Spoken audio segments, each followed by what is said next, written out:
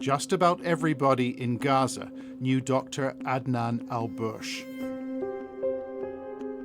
The longtime surgeon was known and venerated for his empathy and warmth, while his surgical skills were honed by war. This is the recovery room. Full darkness, no water, no electricity. But we have a hero, surgeons in Gaza. He was a lovely fellow. He was always smiling. He was very friendly. He was very outgoing, but he was aware of his responsibilities. After Hamas launched its brutal assault 13 months ago, Israel unleashed its firepower to devastating effect. And as an orthopedic specialist, Al-Bursh was in demand, dealing with broken limbs and broken bodies in northern Gaza, while recording the surroundings on his mobile phone.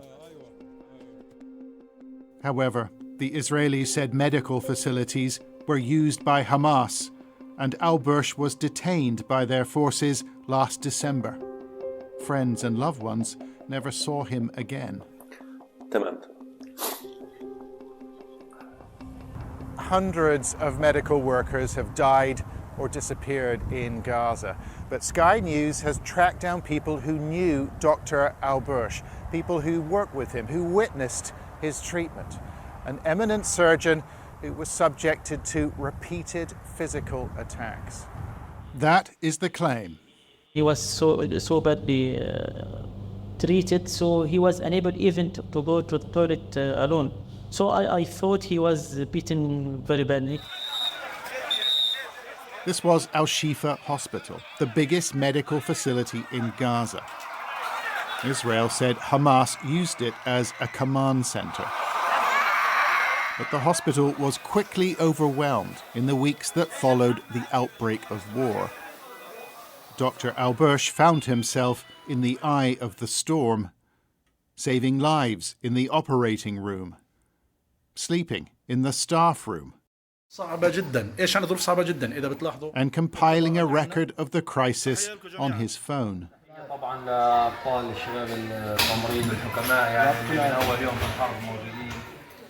This is the surgeon's friend, Dr Obaid. This is a party of bread. We don't have bread from 1 week, and today, inshallah, we will have some bread. Conditions were deteriorating at the 700-bed facility, but the staff seemed overjoyed when they received ingredients for bread. Israel cut the electricity, and food, fuel, and basic medical provisions, like pain relief, were severely curtailed.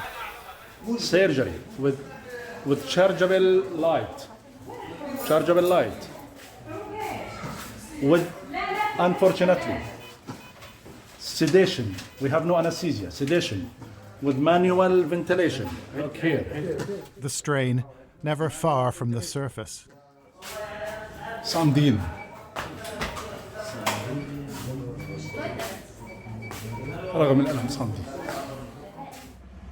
By mid-November, Al-Shifa had become part of the battlefield, Israeli troops encircling the facility after days of clashes outside. Al-Bursh documents the mood inside. Here, a colleague recalls a painful conversation with his wife. هذا الطلب كانت في طول حياتها، دائما بتطلب مني طلب واحد، بس خلينا أشوفك مبتسم. مشينا واحد. بعد هذا الحرب إذا الله سبحانه وتعالى أنجانا. The wards were packed with patients, the corridors used by displaced residents seeking shelter from the war. Dead bodies were dumped outside and left on the hospital forecourt. The World Health Organization called it the death zone. Here we see staff members in scrubs digging mass graves. The head of orthopedics lending a hand These images captured on his phone.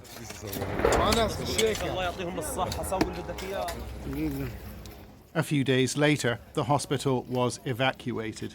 Patients and staff walking south in long columns past dead bodies left in the streets. أخرجنا الجيش الاحتلال الإسرائيلي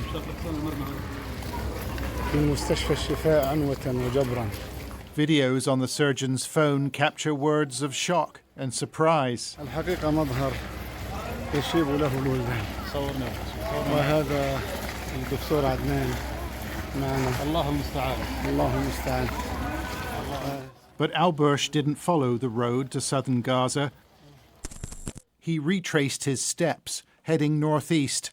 Another hospital, called the Indonesian, needed his help. He was greeted by mayhem and scenes of desperation inside. The following was recorded just after he arrived. تفاجأت بحجم الكارثة في المستشفى الإندونيسي. تفاجأت من هناك جرحى ومصابين ينتظرون أكثر من 10 أيام لعملياتهم. الجروح تعفنت، التهابات شديدة في الجروح. He was one of the best trained surgeons in Gaza, completing an advanced course at London's King's College Hospital. The training was led by this man, Dr Graham Groom, who says Al-Bursh relished his time in Britain. He was exposed to the techniques we use and, most importantly, to the team approach to the management of badly injured patients. He saw a much more coherent and cohesive team approach. And then he and others very much adopted that approach. The fellowship didn't prepare him for this. On the 20th of November, Israeli tanks surrounded the Indonesian hospital. Later, projectiles were fired into the second floor. More than a dozen were killed, but Al-Bursh survived, and we see him surveying the damage with his phone.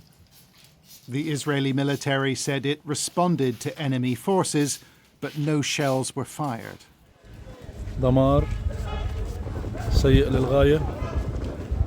A few days later, he ventured outside.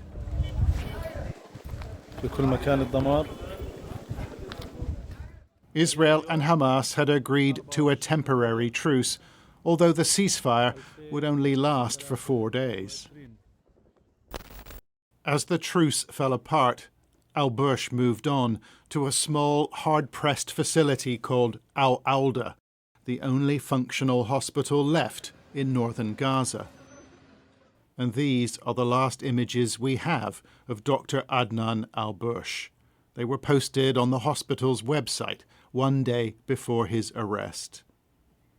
The facility had been surrounded by the IDF, and the staff were under strain. We are in a horrible situation. We have siege around us. The Israeli army is around us, and our team is exhausted. These the words of Dr Mohammed Obeid, colleague of Dr Al-Bursh. The two men were frightened.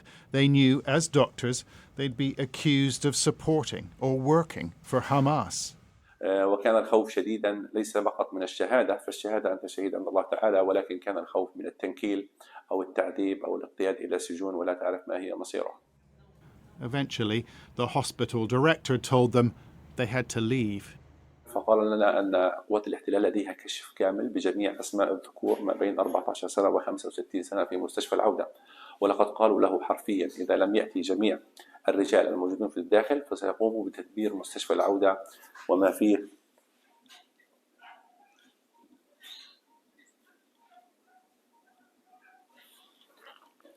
أخبروها أنهم سيقوموا بقتل الجميع.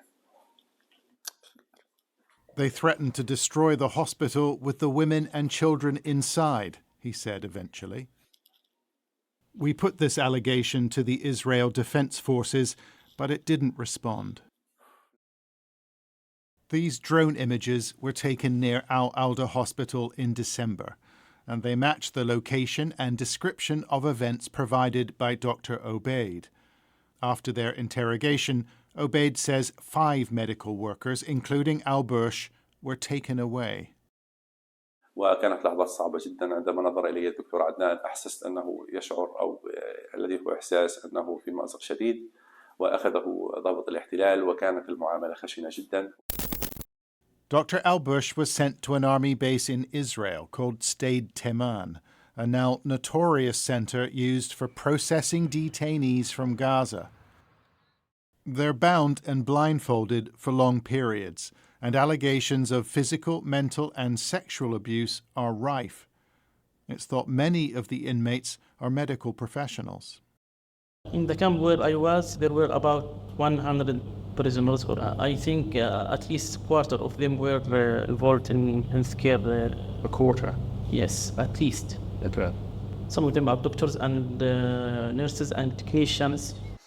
We found Dr. Khalid Hamouda in Cairo, a refuge, he said, after spending 3 weeks at Stade Teman. He told us the guards used him as their helper and remembers being told to fetch Dr. Al-Bursh at the gate. And at this moment, he told me that they beat him badly. He feels pain in different parts of his body, in his chest bone and his back and his legs. He told me that they keep beating him till he arrived where I met him. At the detention center? Yes, in the detention center. He told me that he thought he may have broken ribs. How did he look the next morning? How did he appear? He was so badly treated, so he was unable even to go to the toilet alone. So I thought he was beaten very badly. Al-Bursh left Stade Teman on the 20th of December and entered the Israeli prison system. In April, he was taken to a facility near Jerusalem called Ofer, where he died shortly after his arrival. News of the surgeon's death was announced quietly in May, the Israelis offering no explanation, no cause of death, nor have they returned the body to members of the family. Here's what we do know. The regime at Ofer is harsh, a point emphasized by the prison service when this Israeli television crew were taken for a tour. They're all murderers, all terrorists, said the deputy commander, although many of these prisoners haven't been charged. Sky News can reveal new information about Al-Bursh's death. Human rights lawyer Nadia Daka has obtained a deposition from a prisoner who says he witnessed the moments leading up to the doctor's death. He had clearly been assaulted with injuries around his body. He was naked in the lower part of his body. The prison guard threw him in the middle of the yard and left him there. The deposition says Al-Bursh was taken by an inmate to one of the cells. A few minutes later, prisoners were heard screaming from the room they went into, declaring Dr. Adnan Al-Bursh have been martyred. Adnan Al-Bursh was not the first case of a person who was beaten and died in the prisons since this war. Before him were many and many cases. The Israel Defense Forces told Sky News that the death of Dr. Al-Bursh was not its responsibility. The Israel Prison Service has also denied responsibility for the death of the doctor. In a statement, it said, all basic rights required are fully applied by professionally trained prison guards. We are not aware of the claims you described, and as far as we know, no such events have occurred under IPS responsibility. Some people might say, some people will say, that Dr. Adnan Al-Bursh was a terrorist. Like, if I want to answer formally to this question, he was not charged till now, and many of these detainees are not charged from Gaza.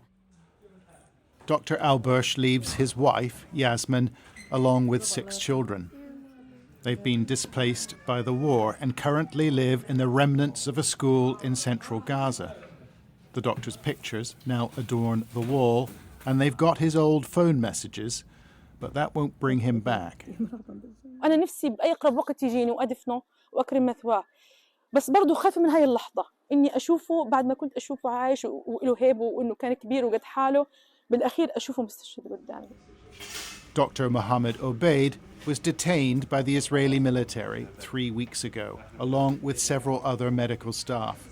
Doctors Without Borders says it is extremely alarmed and is trying to determine his status and location.